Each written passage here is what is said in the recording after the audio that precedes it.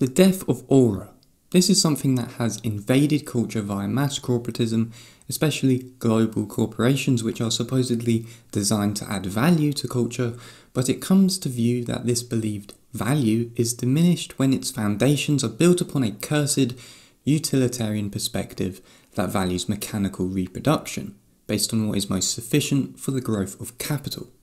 This, as what we can see from companies like IKEA, not only reduces the general quality of decor, but cheapens the process of craftsmanship and art through speed and reproducibility.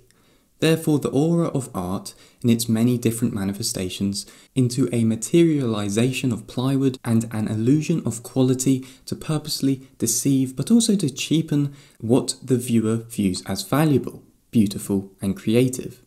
Before I start, make sure to sign up to my website thoughtsonthinking.org, where you can become part of our close-knit union of thinkers and to be notified of our newsletter. Walter Benjamin was a German philosopher and wrote a short book called The Work of Art in the Age of Mechanical Reproduction.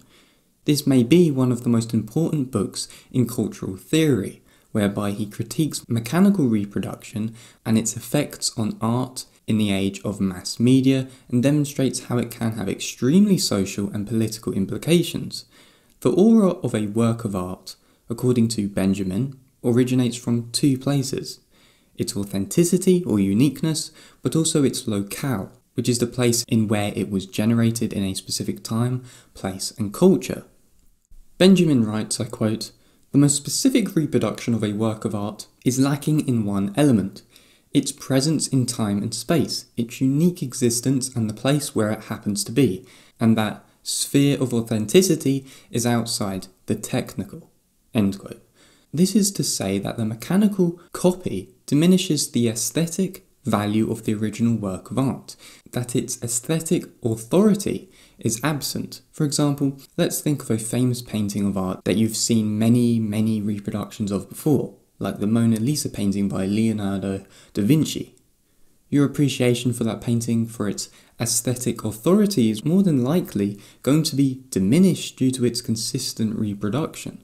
I, for one, liked that painting when I first saw it when I was younger, but after seeing so many reproductions of it in the media and in print, it caused for me its cultic value to diminish greatly, because its display value was prioritised. And this raises the question, should we even be able to see art repeatedly as much as we do today through reproduction? If its cultic value diminishes, then its cultural significance in society diminishes in a sociological sense with the rest of the population. And the question of what is genuine loses its meaning through reproduction. I quote, "Mechanical reproduction emancipates the work of art from its parasitical defense on ritual. To an ever greater degree, the work of art produced becomes the work of art designed for reproducibility. From a photographic negative, for example, one can make any number of prints. To ask for the authentic print makes no sense, but the instant the criterion of authenticity ceases to be applicable to artistic reproduction, the total function of art is reversed." End quote. To relate this to IKEA or companies of that kind, we can see that they sell these reproductions of what I would call wall filler prints, and then sell them as art prints. But really, are any of these pieces art? Or do they even hold that kind of value at this point? They've been reproduced, so most of its original qualities have been lost through pixel. Its authenticity is basically non-existent at this point, and it's primarily been chosen for reproduction because it is at most very safe, which is pretty much the opposite of what art should be. Any soul has been drained. Anything soulful that could be present in the intricacies of a piece of art is drained via reproduction. And this is the sad reality in my view.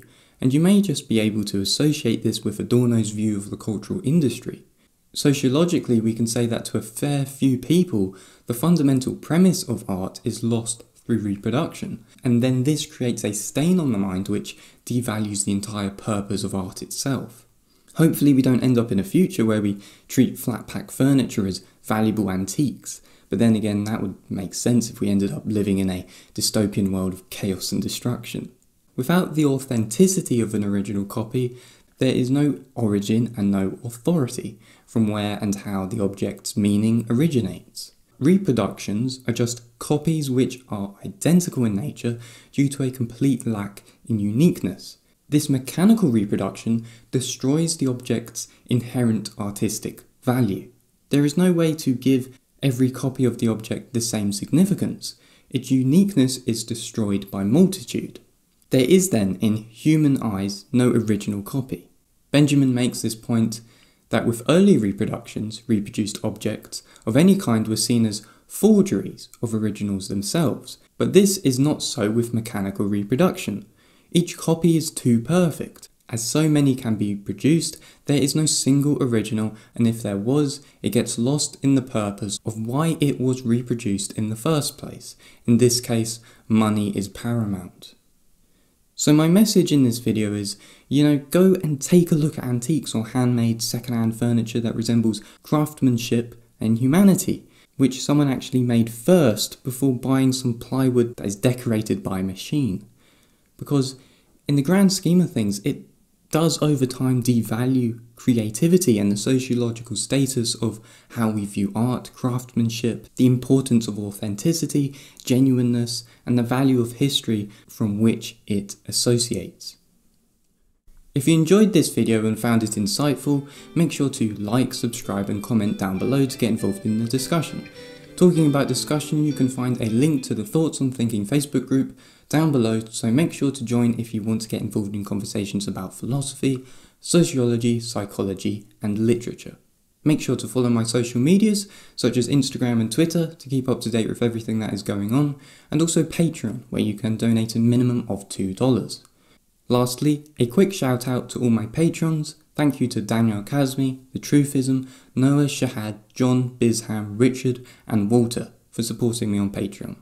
Thanks for watching, and I will speak to you in the next video.